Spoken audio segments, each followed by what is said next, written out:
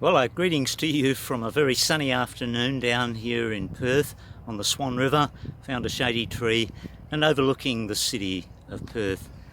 You know, we often hear and have over the last 18 months or so heard about the dark clouds of despair, the downside of what's happened through COVID. But we all know that in the midst of that, there's been some wonderful silver linings. And one of them for me is an understanding of a dimension of prayer that I'd not had before. Our Zoom meetings allow us to connect with people around the world, people from the UK, people from Melbourne, people from in the countryside of York and Perth, but also connect with folks, some of our team up in Erdenet, down in Ulaanbaatar and in Hakorim. And it's a wonderful time of just connecting together. At one level, it's probably the most chaotic prayer meeting I've attended. But at another level, it's God is showing us things about prayer that I'd not experienced before. I don't understand what they're praying, and whilst Doctor translates some of it, my spirit is tuning in. It's the Holy Spirit that helps us. Romans 8:26 says we don't know how to pray, but the Holy Spirit connects our spirit. So there's a connection deep within. It talks about with groans and sighs too deep for words.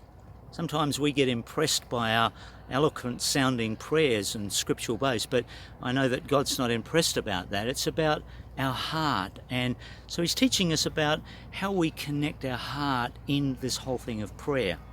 One of the visions we had last month was a vision of us all with our hands tied, both in Australia, around the world, and in Mongolia, and we're in a sense helpless to do anything. And as we sat with that for a while, we were feeling the restrictions, the frustrations, but then God spoke and he said, yes, your hands are tied, James, but my hands are never tied. And whilst you can't work, I am working. And it was a profound sense of just releasing God. So I have an expectation when the doors open, when things removed and we can get into the prisons and run our programs again, I'm convinced that we're going to see the marvel of what God can do.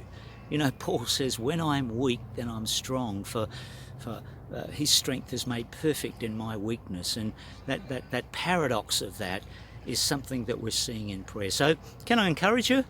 If you can come and join us for 5-10 minutes, treat yourself to a dimension of prayer that is happening, the silver lining of prayer that the Holy Spirit is opening to each one of us. Thanks for that. Look forward to seeing you. Bye for now.